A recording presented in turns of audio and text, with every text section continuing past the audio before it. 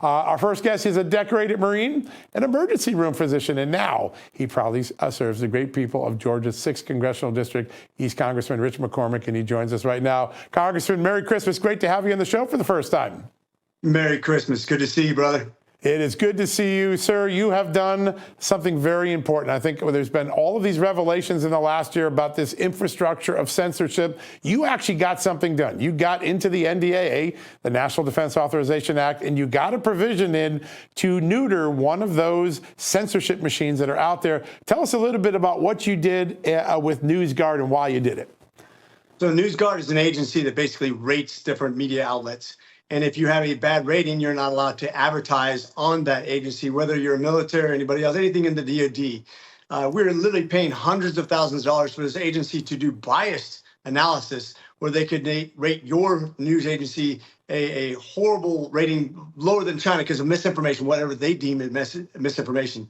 It was totally subjective. It was biased. It was unfair. It always was against conservative media, and it would not allow us to serve the military's purpose of recruiting members in the most conservative venues. So it's twofold. First of all, it was to rob people of the opportunity to invest in their companies that are conservative. And secondly, it would hurt recruiting efforts because we know darn well that you're not going to recruit off the liberal media outlets. You're going to find those sort of patriotic people, those people who want to join the military, are going to be found in the conservative venues. That's why the Army has been falling short by 25% this year. We have a horrible, matter of fact, the Sergeant Major of the Army, when I was arguing with him over this point, bet me 100 push-ups, and he owes me 100 push-ups, which I will collect.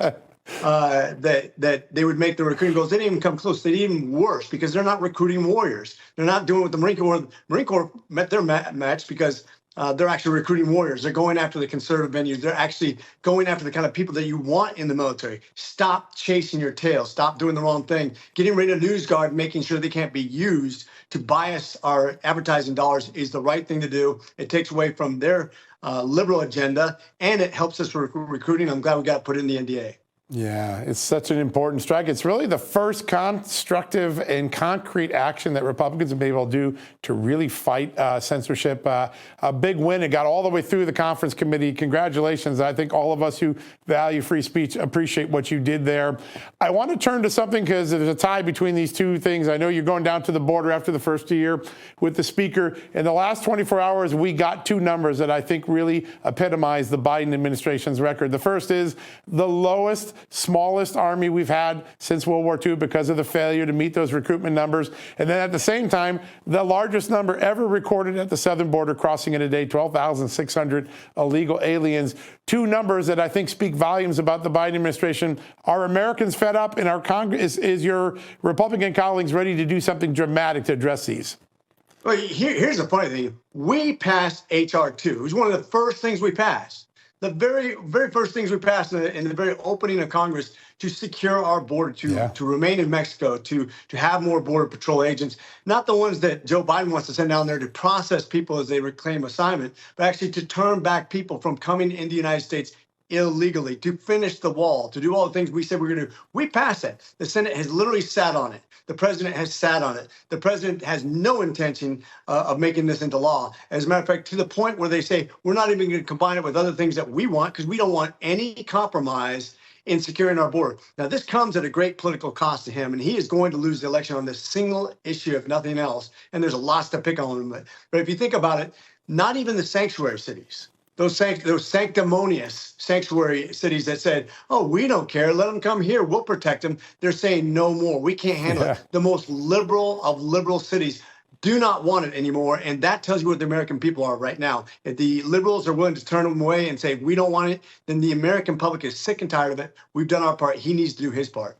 Yeah, you're exactly right. You can see it in the polling number. There's no doubt about it. So I want to turn to the national security issues overseas. You served our country bravely as a Marine. We see what's going on in the Red Sea, the danger that commerce could be completely interrupted by the Houthi rebels. Just two and a half years ago, Joe Biden was telling us, hey, I'm removing the Houthis from the terrorism list. They're good people. Don't worry about them. Now they've caused such havoc. Is this another big misstep for Joe Biden? Will he put the terrorism sanctions back on? He's got it. I don't know what he's thinking.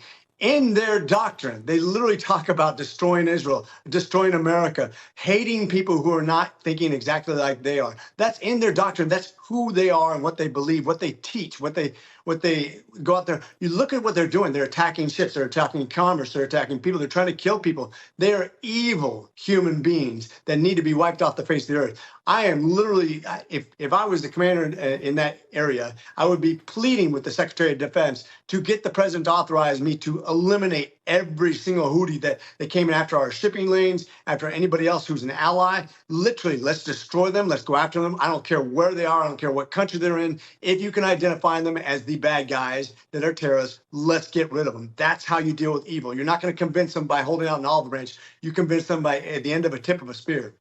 Yeah, isn't that so true? Oh, amazing. Sir, I always feel like an underachiever when I'm talking to you because of all the great things you've done in your life. A Marine, emergency room doctor, member of Congress. Your medical background is so important. And right now there's an incredible debate going on about whether the United States will yield its sovereignty to the World Health Organization. Now, you care about people. You care about patients. You have treated thousands of patients. What's wrong with the effort by the Biden administration to yield so much power to the WHO? We just had a hearing on this. Yielding our sovereignty to any organization, whether it be the UN, the World Health Organization, or anybody else, is absolutely a step towards globalism. It's a step towards giving up our sovereignty, our rights as Americans. We're the one country in the world that was established on the principle of empowering people over a government. Why we would ever allow a government, our own government, let alone a foreign government, to have subject over us, to tell us what to do, to tell us what's right and wrong. We already have a problem with our government thinking it's God, literally replacing the moral standards of our churches, literally replacing doctors as what's right in medicine. Why in the hell would we ever turn it over to a foreign entity when we can't even get our own politics right? I have no interest in expanding government control over us, whether it be foreign or domestic, quite frankly. Yeah, I think a lot of heads in the audience nodding when they hear you say that. It makes so much sense, and we got to just make sure it doesn't happen. So in the time we have left, I want to talk a little bit about the earthquake we felt in Colorado last night. I think a lot of people shocked that the Colorado Supreme Court, the highest court in that state, would issue the ruling it did. I know you feel very strongly about this. What do you think is the right recourse now that we know the ruling's out there? What do you think happens, and do you think the Supreme Court will do the right thing? So the Supreme Court will do the right thing. We have a bunch of constitutional Supreme Court justices. I think they got their head on right. You can see in the recent rulings, this will be appealed, of course. The problem is that you're talking about the weaponization of government, whether it be the federal government as a judiciary branch or as the executive branch or even the legislative branches. When you start weaponizing government against any person, I don't care if it's President Trump or the mailman or a garbage man, I think this is absolutely an overreach. They didn't have any sort of conviction. I don't know what their legal premise is. I've actually been trying to look into it and find where's their justification. I'd like to read the ruling. And I don't know if you have that verbiage, but where they think that they can actually justify taking him off of the ballot when there's no conviction, especially not in Colorado. I don't understand how this could even happen. Even if you have a conviction in another state, it doesn't apply to Colorado. Even if you have a federal conviction, it doesn't apply to Colorado. Let Colorado be Colorado and let the cards fall where they may. This overreach by judicial branch is scary, really scary. And I don't like it when the Supreme Court does it. I don't like it when any court does it. Yeah, no, I think when Nancy Pelosi slipped and said you have to prove your innocence, she was signaling maybe what the Democrats really think, which is you're guilty until proven innocent. That's the wrong way around. Congressman, I want to thank you. You've been so consequential as a freshman. I haven't seen anyone have the impact that you've had. So great to have you on. Merry Christmas to you and your family, and thank you for joining us, sir.